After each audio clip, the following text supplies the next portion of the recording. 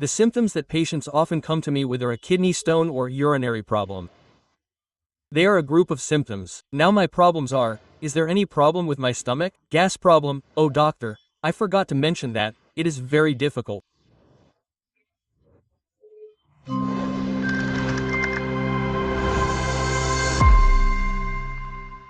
Apart from this, structural defects. Hello friends, I am Dr. ABHIRAM. In a normal clinic, patients often come and say a headache, or a joint pain, or now some kidney-related problems, maybe a kidney stone or urinary problem.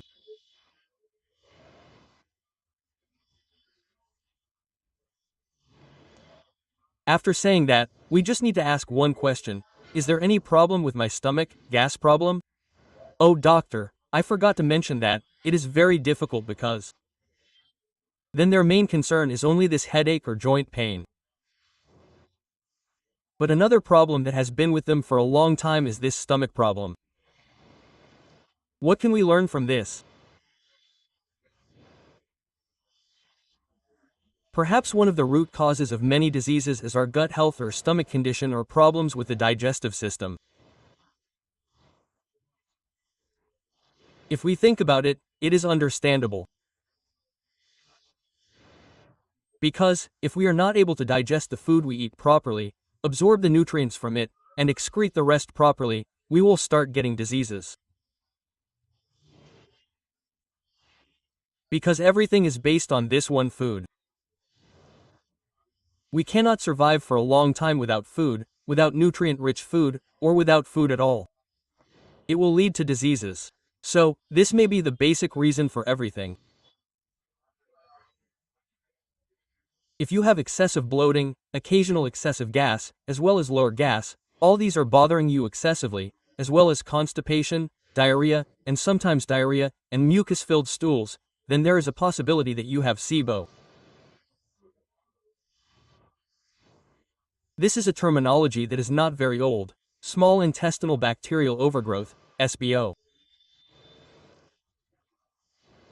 Problems that can occur due to the excessive overgrowth of bacteria in our small intestine, especially bad bacteria. This is not a simple problem, it can also lead to fatal problems.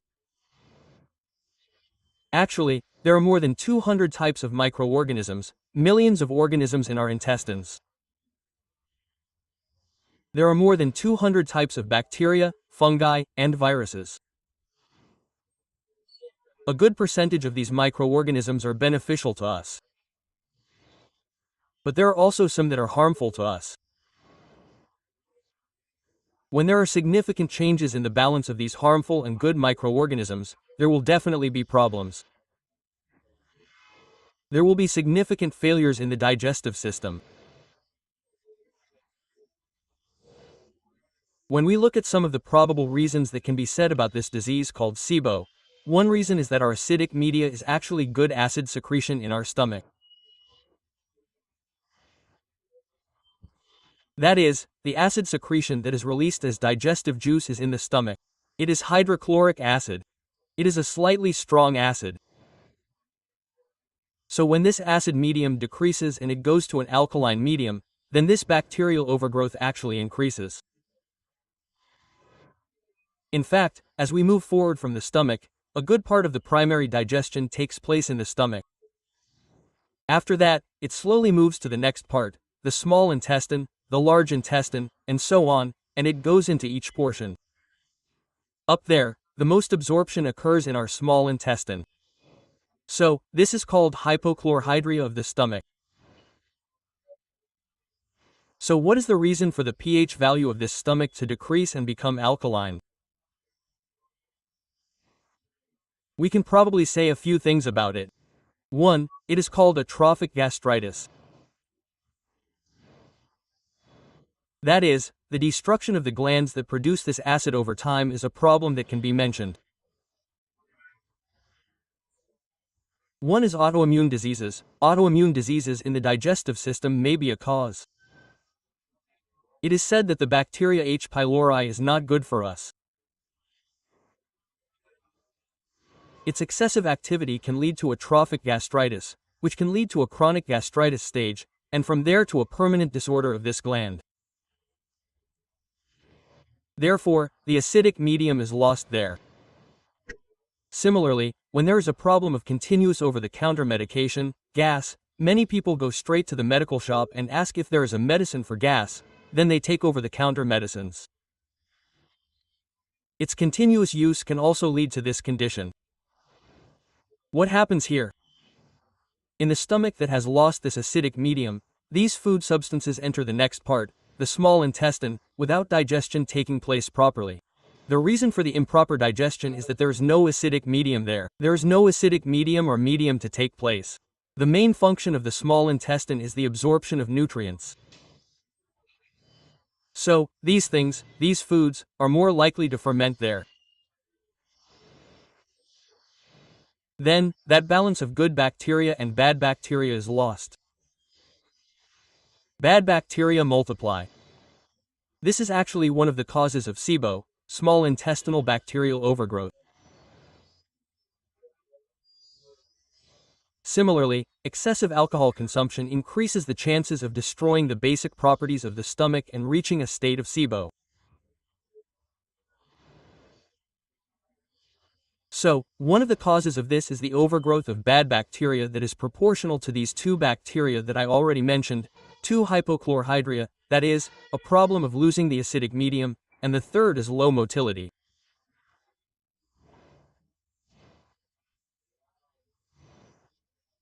That is, the change in the time factor between eating food from our mouth and finally passing its waste product out through the rectum, as part of this digestive system becoming a little low or slow, can cause food to remain stuck for a longer time, ferment, and cause an overgrowth of this bacteria.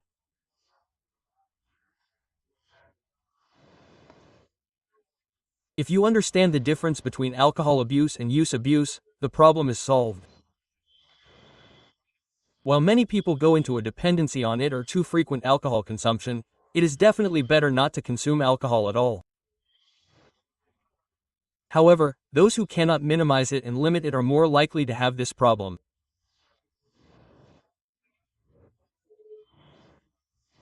In addition to this, structural defects, i.e., fistulas or diverticulum pouches that occur in various parts of our digestive system, i.e., parts that protrude from it like a bag, can be called structural defects, even though these food substances are in them. Through this, it is possible to reach a state called SIBO. Who is more likely to get this disease? First, those who eat irregularly are definitely more likely. Those who have a lot of mental stress are more likely. As age advances, the tendency for this disease increases. Those who abuse alcohol and drink a lot of alcohol are more likely to get it. Those who have diseases like Parkinson's disease, as well as those who have diseases like hypothyroidism, are more likely to develop this disease. People with kidney diseases are also more prone to this disease. People with diseases like diabetes, as well as those who already have problems with our digestive system, for example IBS, irritable bowel syndrome, which is also a very common disease. People with these diseases, as well as those who already have a tendency to other autoimmune diseases, are more likely to go into this condition.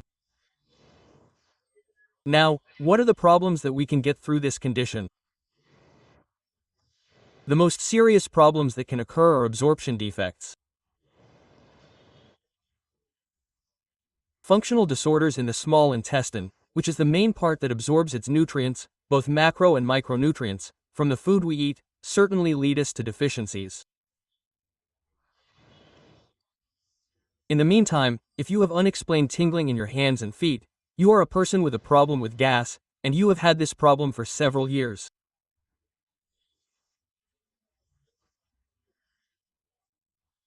Over time, if you look at other problems, for example, you do not have diabetes or you do not have any other problems, but you have some type of sensation like tingling in your hands or pricking with a needle, then when tested, you may be deficient in BHMS.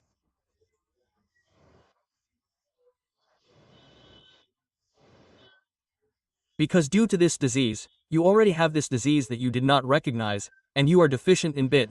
and the symptoms that are the result of it are mentioned earlier. Similarly, there may be defects in protein absorption in fat metabolism, defects in iron absorption, and deficiencies are a big problem of this disease. Because of that, what can cause weight loss? The body cannot absorb nutrients properly. Even though weight loss is a natural option, the chances of weight loss increase over time. Over time, this can lead to other diseases, and each deficiency will show its symptoms at different levels. In such serious conditions, we cannot simply dismiss this as a gas problem.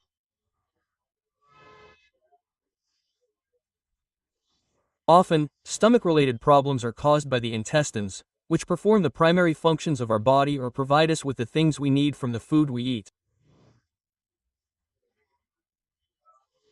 That is what all these things show.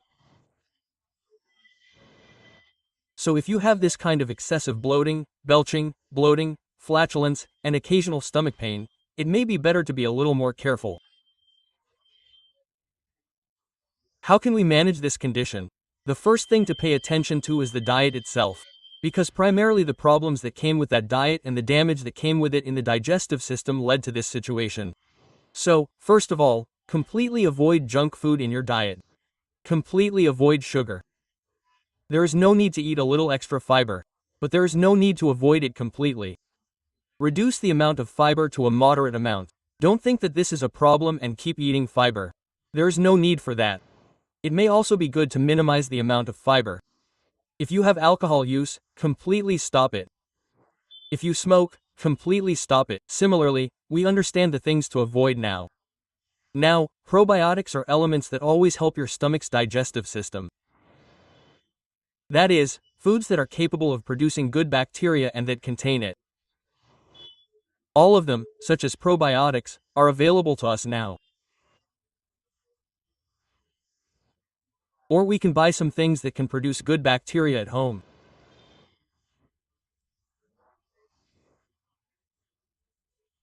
You can prepare it according to the instructions and make it in a calculation of millions of bacteria per milliliter. Eating it is definitely beneficial for people with autoimmune tendencies or diseases like SIBO. Then you can look at it and do it that way. We can include foods like yogurt in a moderate level in our diet. Similarly, citrus fruits can be fermented, as well as citrus foods in a moderate amount that can produce good bacteria. Now, many people will tell you that the problem is eating legumes, nuts. Often it may be good to confirm whether that is the problem. For that, we can use the elimination method. Then you stop eating all the foods that you think are causing the problem for a month completely. Then see what your condition is. If you are feeling better at that time, then you are sure that some of those food groups were the problem for you, right? Now how can we retest if we say that everything is the problem? Try 1 or 2 days at a time, and if nuts are the problem for you, then avoid nuts for a month, and after a month try eating something like a curry containing nuts for 2 days. If you have severe symptoms and then restart, you can be almost sure that those nuts were the problem. Then you can avoid them. Don't avoid everything. Then one of the main problems that comes with avoiding everything is that we will have deficiencies because of that. Now if someone is on a vegetarian diet, nuts and legumes are his main source of protein. If you completely avoid them, his muscles will weaken. He will have general fatigue. Don't go for such a method. You can find out what you can't tolerate through this elimination method. Apart from all this, fasting is a good option. Intermittent fasting is a good option. Fasting makes a good difference, especially for chronic diseases and autoimmune diseases as well as stomach-related problems. From this, we can understand again that our digestive system is primarily the cause of all basic diseases. Because through fasting, you get relief from your stomach. Along with that, other diseases also get a difference. Intermittent fasting can be tried for such diseases. Be aware of all these things and be aware of this. If there are deficiencies, as well as unintentional weight loss due to other reasons without us thinking about it, you should definitely pay attention and take the exact instructions of a doctor. See you again with another topic like this. Bye.